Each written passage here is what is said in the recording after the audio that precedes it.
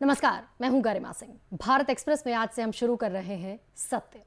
सत्य एक ऐसा कार्यक्रम जिसमें कैमरा, रिपोर्टर, राइटर सब सत्य का संधान करेंगे, क्योंकि सत्य देखना और दिखाना बेहद जरूरी है, क्योंकि सत्य को आवाज देना और भी जरूरी है।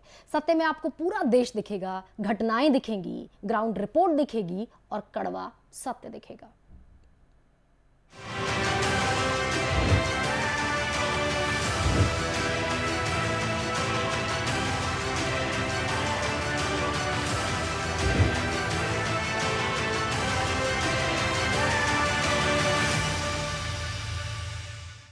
तो सत्य की पहली खबर झारखंड के पलामू से है। 18 फरवरी को हम सब जानते हैं कि महाशिवरात्रि का पर्व है, महादेव का जलाभिषेक होना है, लेकिन इसके ठीक पहले पलामू में शिवरात्रि को लेकर एक आर पार की जंग नजर आ रही है। पलामू की ये लड़ाई पाकिस्तान तक भी पहुंची और इस महासमर में जिन सियासी चेहरों का आना लाजमी था वो शामिल भी नजर आए। पहले गिरिराज सिंह और फिर असदुद्दीन ओवैसी ने इस समर को आगे बढ़ाया। हमारा कैमरा पलामू की धरती पर पहुंचा सत्य आप तक पहुंचाने के लिए। रिपोर्ट देखिए पलामू से।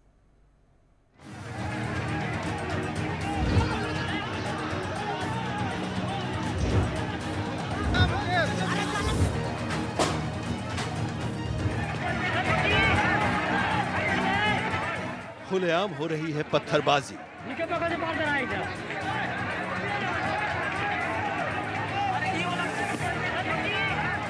वाहनों में आगजनी और तोड़फोड़।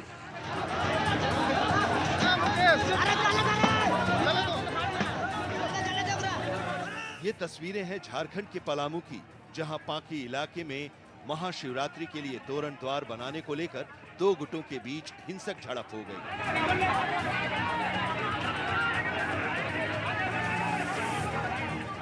झड़प इतनी ज्यादा बढ़ी कि नफरत के पत्थर चलने लगे, आगजनी हो गई, जिससे पूरे इलाके में तनाव के हालात पैदा हो गए।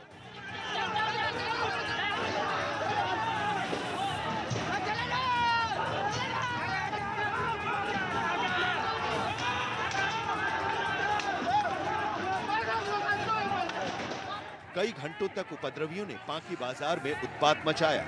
बताया जा रहा है कि पत्थरबाजी के साथ ही इलाके में पेट्रोल बम भी फेंके गए, जिसमें कई लोगों को चोट आई। कुछ पुलिसकर्मी भी घायल हुए हैं।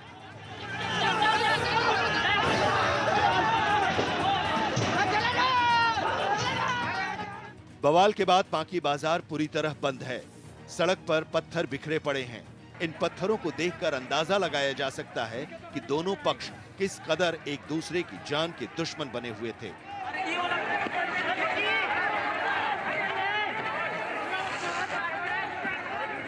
पलामू हिंसा को लेकर सियासत गर्म है। केंद्रीय मंत्री गिरिराज सिंह ने कहा कि ये आग जिन्ना की सोच वाले कट्टरपंथियों ने लगाई है, जबकि ओवैसी इसके लिए सोरेन सरकार को जिम्मेदार ठहरा रहे हैं। मुस्लिम समाज में मुस्लिम की आबादी बढ़ रही है, ये मेरे लिए चिंता का विषय नहीं है। मुसलमानों की बढ़ती हुई आबादी चिंता का विषय नहीं है। जिन्ना के रास्ते पर चलने वाले जो कट्टरपंथी आ गए हैं वही ऐसा काम करते हैं। आज तक देश में किसी भी तजिया पर एक पत्थर भी नहीं फेंका गया होगा हिंदुओं के द्वारा।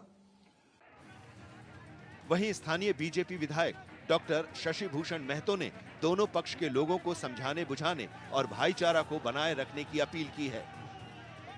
इसी की तो हम निंदा करते हैं कि इस प्रकार से घटना के हम घोर निंदा करते हैं। ऐसा नहीं होना चाहिए था और हम शांति को बनाए रखने के लिए आम आवाम से, प्रशासन के सबों से आग्रह करते हैं। ऐसे प्रशासन है जो काफी मुस्तैदी के साथ है तो ये काम कर रही है और अपना बात भी कर रही है। हम लोग उसको हम लोग भी अपना जो जवाबदेही है जनप्रतिनिधि होने के नाते, जनप्रतिनिधि होने के नाते हम लोग खूब बढ़िया के ये शांतिपूर्ण माहौल बने इसके लिए प्रयास कर रहे हैं और मोटा मोटी ऐसा है। फिलहाल पलामू के पांकी में तनाव के हालात हैं। प्रशासन ने इलाके में धारा 144 लागू कर दी है। भारी संख्या में पुलिस बल को मौके पर तैनात किया गया है। मंदिर के आसपास वज्र वाहन तैनात किया गया है। शांति व्यवस्था बनाए रखने के लिए फ्लैग मार्च चल रहा है।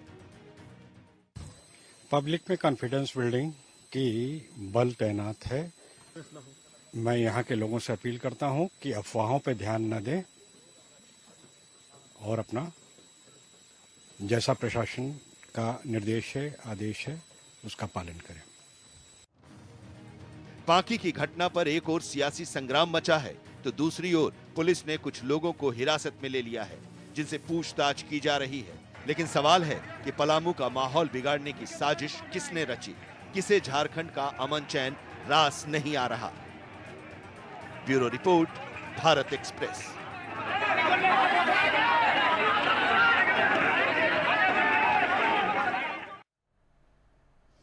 तो इस सत्य आप तक पहुंचाने की हमने कोशिश की, लेकिन मधुकर आनंद मेरे सहयोगी इस समय पलामू में मौजूद हैं जो इस खबर के कुछ और चीजें, कुछ और एंगल्स, कुछ और सत्य आपके सामने रखेंगे। मधुकर, सबसे पहले ये बताएं कि अभी स्थिति कैसी है और जिस तरीके से सियासत इसमें शामिल हो गई उसका भी क्या कोई और एंगल दिख रहा है? देखिए, फिलहाल तो स्थिति नियंत्रण में है और जैसा प्रशासनिक अधिकारियों का कहना है कि आसपास में पूरी तरह से निगरानी रखी जा रही है। इंटरनेट सेवा पर भी इंटरनेट सेवा को भी बाधित किया गया है, उसको बंद किया गया है और गाहे बगाहे इस तरह की चीज़ें जो लोग गुटों में निकल रहे हैं उनको तुरंत फिर वापस घर में भेजा जा रहा है। और कुल मिलाकर जिला प्रशासन का यही मुख्य उद्देश्य रह रहा है कि किसी तरह से लोगों को घरों से बाहर नहीं निकलने दिया जाए और किसी तरह का जो है, जैसा कि साफ तौर पर बाइट में भी हम लोग सुना रहे थे कि अफवाहों को विशेष रूप से देखा जा रहा है कि कौन अफवाह फैला रहे हैं या अफवाहों के कारण क्या क्या हो सकता है। 1.5 दर्जन से अधिक लोगों को गिरफ्तार किया गया है और उनसे पूछताछ भी की गई है। कई लोग ऐसे हैं जिनको वीडियो फुटेज के आधार पर देखा गया है कि ये लोग इसमें शामिल हैं और जिला प्रशासन जो है और पुलिस के लोग तत्पर हैं कि उन लोगों की जल्द से जल्द गिरफ्तारी हो। तो ये वहां पर स्थिति जो है वो अभी सामान्य की तरफ जा रही है, लेकिन निगरानी बहुत सख्त रखी गई है। कुल मिलाकर स्थिति अभी सामान्य आप बता रहे हैं, लेकिन निगरानी रखी जा रही है। बहुत बहुत शुक्रिया मधुकर आपका इस पूरी बातचीत के लिए। लेकिन कहा यह जा सकता है कि नाम ईश्वर का है और कर्म सियासत का, और सियासत है कि मानती नहीं। खैर, एक और सत्य आपके सामने रखते हैं और ये जो अगला सत्य है ये झारखंड के देवघर से है। देवघर आप हम सब जानते हैं कि बाबा भोलेनाथ का निवास है। इसी देवघर में भोलेनाथ को लेकर बीजेपी और सोरेन सरकार आमने सामने है। यहां भी सियासत है। लड़ाई किस पर है? मसला शिव बारात के रास्ते को लेकर है कि आखिर ये बारात किस राह से होकर गुजरेगी। इसी पर दोनों पक्षों की ठनी हुई है। बीजेपी जिद पर अड़ी है और इतनी जिद है कि अदालत तक गुहार लगा चुकी है। एक और सत्य की रिपोर्ट।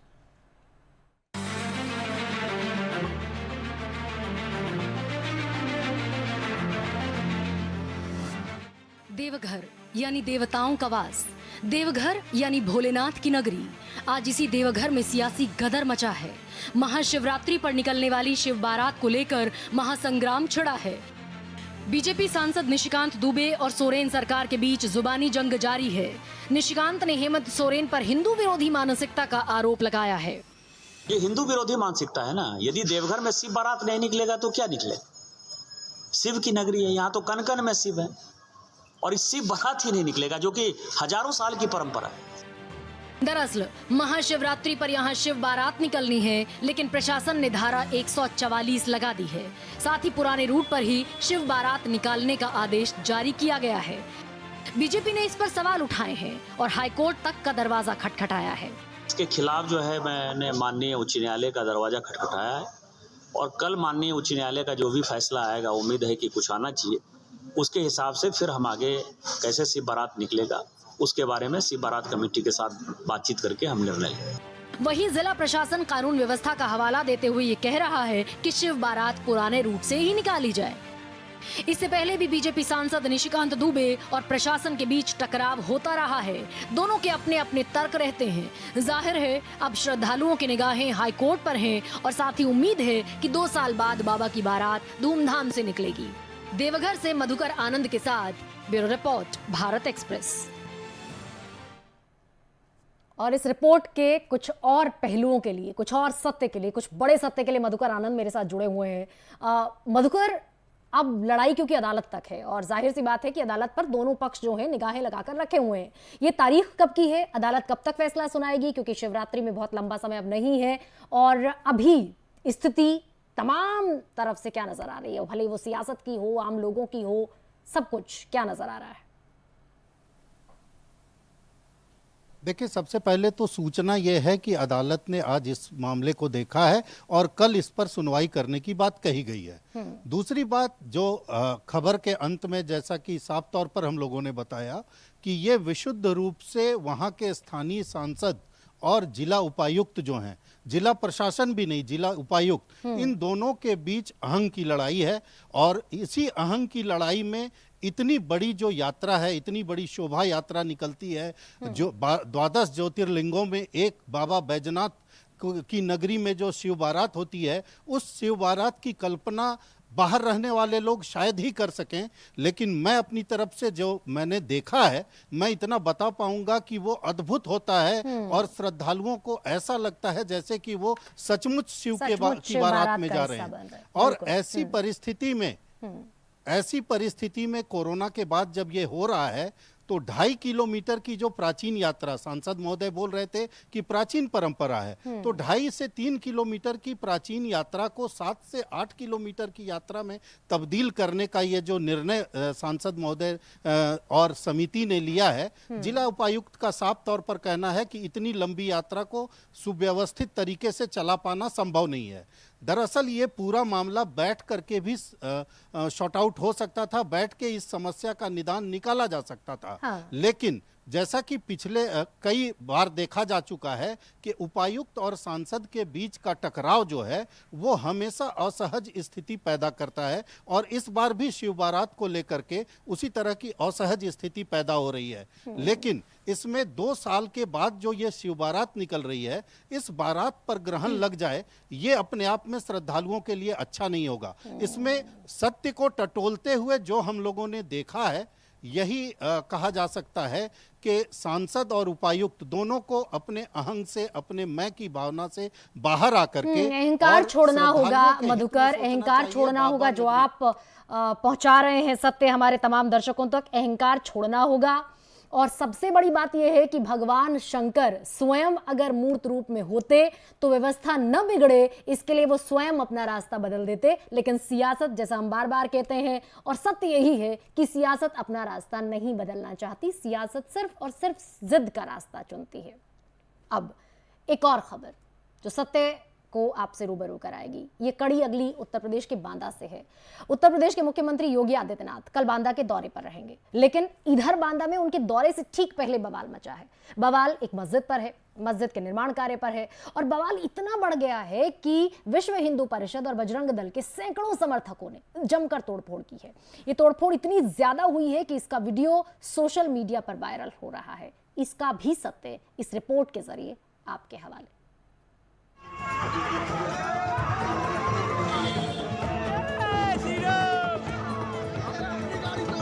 बांदा में भारी बवाल मचा हुआ है।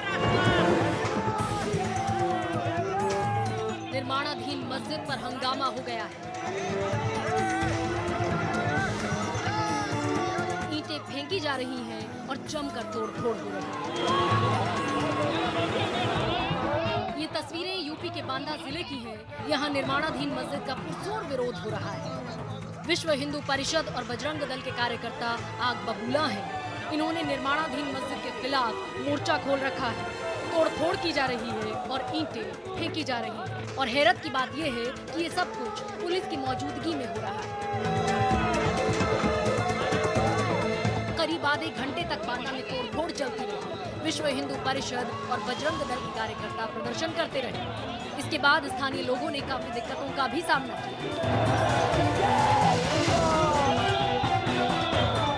ये पूरा मामला बांदा के बलखंडी नाका इलाके का है, जहां एक मस्जिद में हो रहे निर्माण कार्य के दौरान सैकड़ों की तादाद में बजरंग दल और बीएचपी के कार्यकर्ता पहुंचे।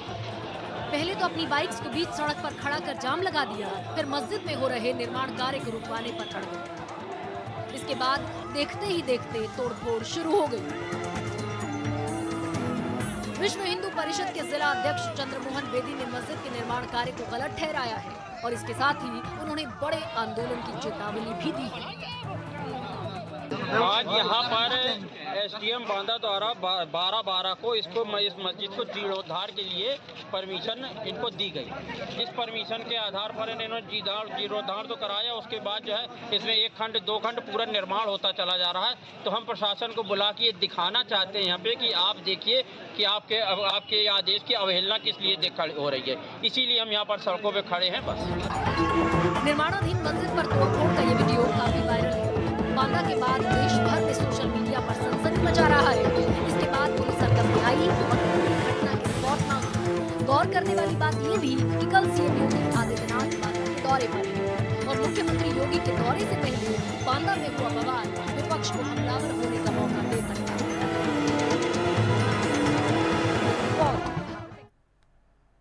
तो बवाल करने का बहाना चाहिए, कुछ ऐसा सत्य कई बार समझ में आता है। विक्रम सिंह राठौड़ इस समय ये सत्य हम तक पहुंचाएंगे कि आखिर इस बवाल को भड़कने के लिए जिस कारण की जरूरत थी वो कारण क्या बना। विक्रम बताएं। दरअसल सबसे पहली चीज तो यही कि अभी स्थिति कैसी है, क्योंकि निर्माणाधीन मस्जिद को लेकर ये विवाद हुआ। विवाद क्यों हुआ?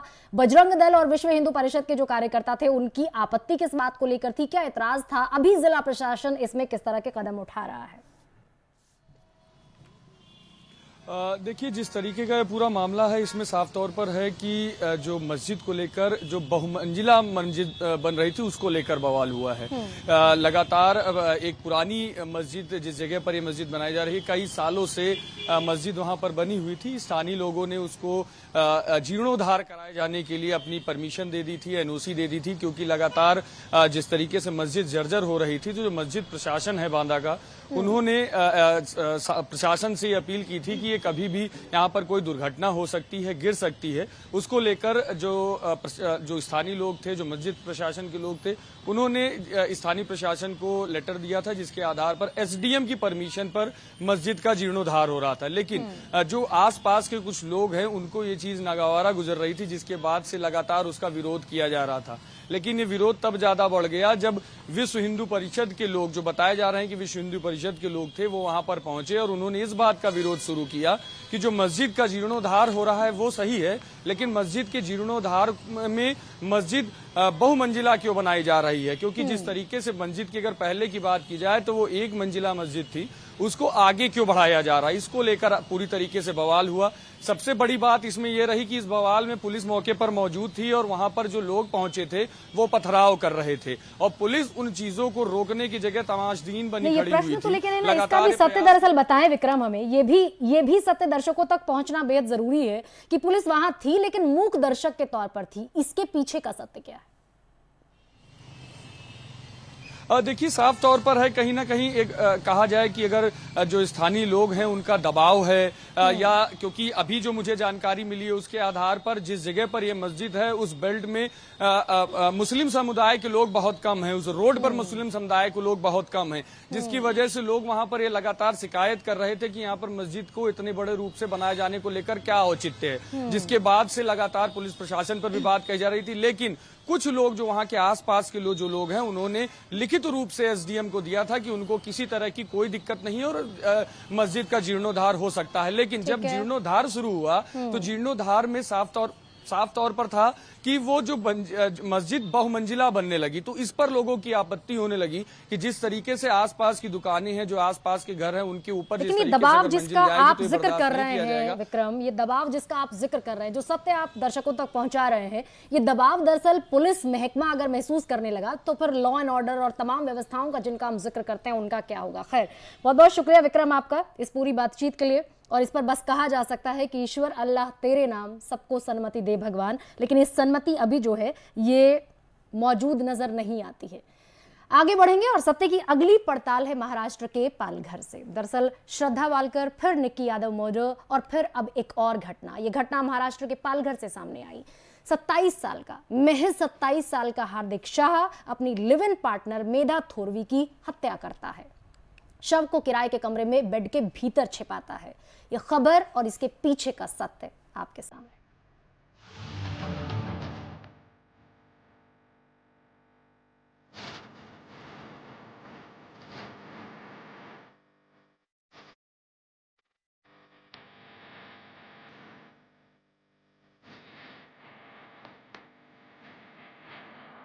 एक बार फिर प्यार का खौफनाक अंत।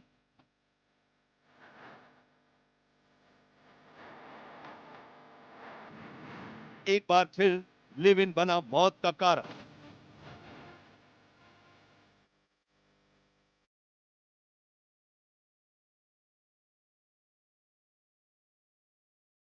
एक बार फिर श्रद्धा वॉकर जैसी हत्या।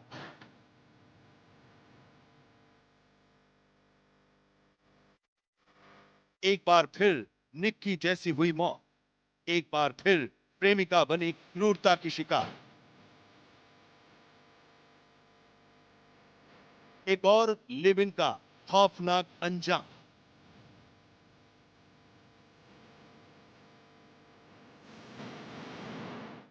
तेरह फरवरी, स्थान महाराष्ट्र के पालघर का नाला सोपारा। लिव इन में रह रही मेघा थोरवी की गला दबाकर हत्या। शव बेड से बरामद।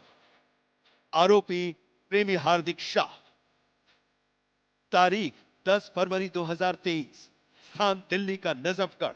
लिव इन में रह रही निक्की यादव की फायर से गला दबाकर हत्या। शव ढाबे के फ्रिज से बरामद।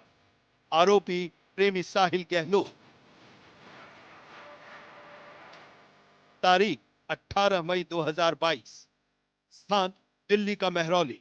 लिव इन में रह रही श्रद्धा वाकर की गला दबाकर हत्या कर शव 35 टुकड़ों में, कुछ जंगलों में मिला, कुछ फ्रिज में। आरोपी प्रेमी आफ्ताब। प्रेम जैसे इमोशनल एहसास को किसकी नजर लग गई है? एक के बाद एक ऐसी घटनाएं सामने आ रही हैं कि किसी प्रेमी जोड़े का एक साथ रहना भी शंका की नजर से देखा जाएगा। श्रद्धा वॉकर की जघन्य हत्या की गुत्थी पूरी तरह सुलझी नहीं थी कि निक्की यादव की लाश फ्रिज में मिल गई और अब मेघा थोरवी का शव पेट के अंदर से निकाला गया। नाला सुपारा के विजयनगर इलाके के एक फ्लैट के अंदर कमरे से जब दुर्गंध आने लगी, तब पड़ोसियों ने पुलिस को सूचित किया। पुलिस मौके पर पहुंची तो हैरान रह गई। पहले कमरे की तलाशी ली गई, लेकिन शव नहीं मिलने पर फिर पलंग की तलाशी ली। जैसे ही पेट को खोला, महिला का क्षत विक्षत शव देखकर सभी के होश उड़ गए। अगर पुलिस की माने तो हार्दिक बेरोजगार था और मेघा नर्स थी, जिसे लेकर दोनों लिव इन पार्टनर अक्सर झगड़ते थे। एक ऐसे ही आपसी विवाद के बाद आरोपी ने मेघा की हत्या कर दी और शव को पलंग के अंदर डाल दिया। पुलिस के अनुसार हार्दिक शहर छोड़कर भाग चुका था, लेकिन लगातार ये सोच रहा था कि प्रेमिका के शव को कैसे ठिकाना लगाया जाए, जिसके बाद शाह को राजस्थान से गिरफ्तार किया गया और मुंबई लाया गया। मुंबई लाने के बाद उसे वसई की एक स्थानीय अदालत में पेश किया गया, जहां उसे 21 फरवरी तक पुलिस हिरासत में भेज दिया गया। हार्दिक कुछ काम नहीं करता था, इसके कारण उनमें हमेशा झगड़े होते थे। उसके बारे में पड़ोसियों ने भी शिकायत की थी। तो उस कारण से, वो झगड़े के कारण से हार्दिक ने मेघा का गुस्से में आकर उसका मर्डर किया और घर का सामान, उसकी लाश उसने घर के बेड में छुपाई। प्रेम में रहने वाला कोई इंसान कैसे इस कदर हैवानियत की हदें पार कर सकता है कि जिसके साथ जीने मरने की कसमें खाई हो, उसे इतनी क्रूरता के साथ कैसे मार सकता है?